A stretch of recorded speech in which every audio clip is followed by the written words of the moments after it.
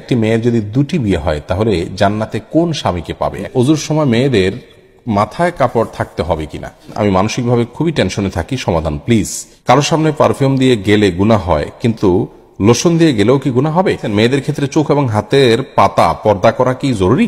নামাজের মধ্যে মেয়েদের পর্দা কতটুকু? রোজা রাখার পর যদি পিরিয়ড শুরু হয় তাহলে কি রোজা সম্পূর্ণ করতে হবে?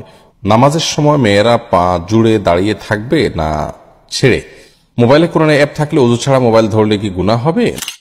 মাথা মাসে করা এবং পুনরায় পেছন থেকে হাত দিয়ে নিয়ে আসা সুন্নাহ, আর ইচ্ছা করে সুন্নাহ ত্যাগ করা মাকরুহ। এখন মেয়েদেরও কি সম্পূর্ণ মাথা মাসা করতে হবে? মাথায় খোপা থাকলে তো সমস্যা হয়। এটা প্রশ্ন করেছেন কাজী মায়া। দেখুন, মাথা মাসের জন্য ভেজা হাতকে এইভাবে দিয়ে পেছনের দিকে টানবেন, এইটুকু ব্যবহার হবে, আর একটুকু অবহেলিত থাকবে, কারণ এভাবে আপনি টানবেন। আসার সময় আবার এই অংশ দিয়ে আপনি এভাবে টানবেন, তাহলে বাকিটুকু ব্যবহার হয়ে যাবে। এভাবে করাটা সুন্নাহ। অতএব এটি নারী পুরুষ সকলের জন্যই প্রযোজ্য, যে সবাই এভাবে প্রথমে পেছনের দিকে নিয়ে এরপর সামনের দিকে টেনে আপনি মাসাহ করবেন। মোবাইলে কোরআনে অ্যাপ থাকলে ওযু ছাড়া মোবাইল ধরলে কি গুনাহ হবে? নূর AR লুবনা এই আইডি থেকে আপনি জানতে চেয়েছেন। জি, আপনার প্রশ্ন উত্তর হলো যে মোবাইল অ্যাপসে কোরআন থাকলে ওযু ছাড়া সেটি স্পর্শ করা যাবে, কারণ এটি সরাসরি কোরআন স্পর্শ করা হয় না এর মাধ্যমে। এরপরে নামাজের মধ্যে মেয়েদের পর্দা কতটুকু জানতে চেয়েছেন আব্দুস শাকুর। নামাজের মধ্যে মেয়েরা পরিপূর্ণ শরীর ঢেকে রাখবেন। আল মারআতু আওরাতুন, নবী সাল্লাল্লাহু আলাইহি ওয়াসাল্লাম বলেছেন, নারীরা পরিপূর্ণই সতর এবং তাদের পুরো শরীরই সতরের অন্তর্ভুক্ত, সেজন্য যথাসম্ভব পুরো শরীরকে ঢেকে রাখার চেষ্টা করতে হবে। নামাজের সময় মেয়েরা পা জুড়ে দাঁড়িয়ে থাকবে না ছেড়ে? ইন্ডিয়া থেকে প্রশ্ন করেছেন কামাল উদ্দিন ভাই। সালাতের মধ্যে মেয়েরা পরিপূর্ণভাবে দাঁড়িয়ে থাকবে, মেয়েরা সালাতের মধ্যে দাঁড়িয়ে থাকবে, পা ছেড়ে দাঁড়িয়ে থাকার কোনো সুযোগ নেই। অর্থাৎ আপনি একটু রেস্ট দিয়ে দাঁড়াবেন, আবার একটু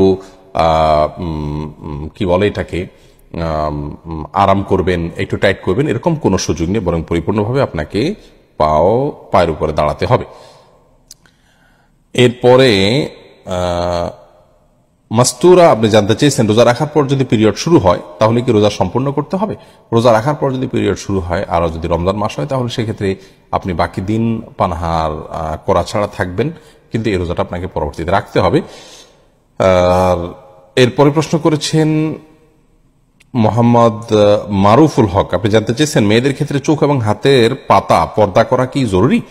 আপনি সাধারণ অবস্থার কথা যদি বলেন তাহলে সেক্ষেত্রে আমরা বলবো এটি আবশ্যক নয়, জরুরি নয়। হাতের পাতা এবং পায়ের পাতা ঢাকা এটি হলো মূল ফতোয়া, কিন্তু মুতাআখিরিন উলামা ইকরাম বলেছেন এবং বর্তমান যুগে উলামা ইকরাম সারা বিশ্বে বলে থাকেন যে যেহেতু ফিতনা সুন্দর একটি সময় চলছে, মেয়েদের হাতের পাতা কিংবা পায়ের পাতা দেখেও তাদেরকে নিয়ে বাজে চিন্তা করা এটি একটা কমন বিষয়, সাধারণ বিষয়, এমন না যে কদাচিৎ।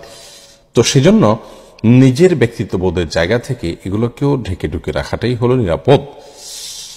আর সালাতের মধ্যে এগুলো ঢেকে রাখা আবশ্যক নয়, বিশেষ করে হাতের কবজি থেকে নিয়ে উপরের অংশ পাতা যেটাকে বলি আমরা, এটা ঢেকে রাখা সালাতের মধ্যে আবশ্যক নয়। এরপরে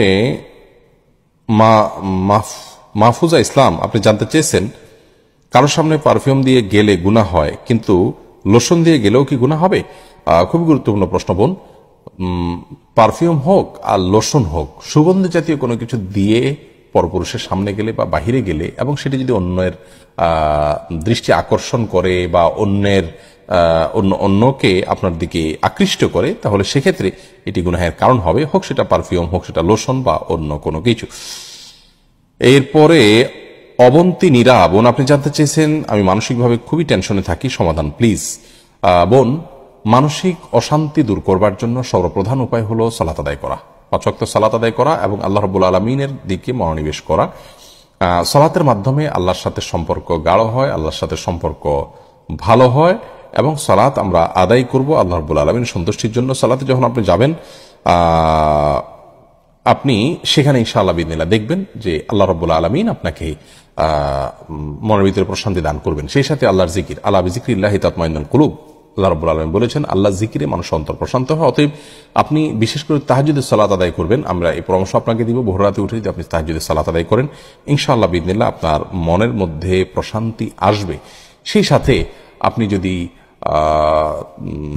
তাহাজ্জুদের সালাতে ভোর রাতে উঠে খুব গভীর রাতে বারাতে শেষ অংশে আপনি যখন দু রাকাত সালাত আদায় করবেন, তখন হাত তুলে আল্লাহর সাথে কথা বলবেন, সেজদায় গিয়ে আল্লাহর সাথে কথা বলবেন। এর মাধ্যমে আপনার মানসিক অশান্তি দূর হবে ইনশাআল্লাহ বিদিনিল্লাহ। আল্লাহর জিকির এবং স্মরণ বেশি করবেন, কোরআনে কারীম অর্থ সহকারে বোঝার চেষ্টা করবেন এবং তেলাওয়াত করবেন। ইনশাআল্লাহ বিদিনের মাধ্যমে আপনার মানসিক অশান্তি বা পেরেশানি দূর হবে ইনশাআল্লাহ বিদিনিল্লাহ। উম্মে আহমদ শিশির জানতে চান, দিনদার স্বামী পাওয়ার জন্য কি বিশেষ কোন আমল আছে? দিনদার স্বামী পাওয়ার জন্য, দিনদার স্ত্রী পাওয়ার জন্য, জীবন সঙ্গী সঙ্গিনী পাওয়ার জন্য সূরা ফুরকানের 74 নম্বর আয়াত, রব্বানা হাব লানা মিন আজওয়াজিনা ওয়া যুররিয়াতিনা কুররাতা আয়ুন ওয়াজআলনা লিল মুত্তাকিনা ইমামা, এটি পাঠ করবেন। আবার বলছি, সূরা ফুরকান আয়াত নম্বর 74, এটির রব্বানা থেকে নিয়ে শেষ পর্যন্ত এটি পাঠ করবেন অর্থ সহকারে বুঝে। ইনশাআল্লাহ বিদিন আল্লাহ তাআলা ভালো জীবন সঙ্গী দিবেন, সঙ্গিনী দিবেন। সে সাথে নিজে জীবন সঙ্গী, নিজে ভালো মানুষ হওয়ার চেষ্টা করবেন এবং আল্লাহর কাছে সাধারণভাবেও দোয়া করবে, সময়গুলোতে হাত তুলে চাইবেন এই বিষয়টি। মাহিরা জান্নাত আইরা জানতে চেয়েছেন, ওযুর সময় মেয়েদের মাথায় কাপড় থাকতে হবে কিনা? ওযুর সময় মাথায় কাপড় থাকা কোনো আবশ্যক কোনো কিছু না। এমনি আশিক জানতেছেন, একটি মেয়ের যদি দুটি বিয়ে হয় তাহলে জান্নাতে কোন স্বামীকে পাবে? একমাত্র আল্লাহ তাআলা ভালো জানেন এটার মূল উত্তর। বাহ্যে তো মনে হয় যে শেষ স্বামী যিনি থাকবেন তার সাথে তার জান্নাতে থাকা হবে, কিন্তু এ বিষয়ে অদৃশ্য জগতের বিষয় একমাত্র আল্লাহ তাআলা ভালো জানেন।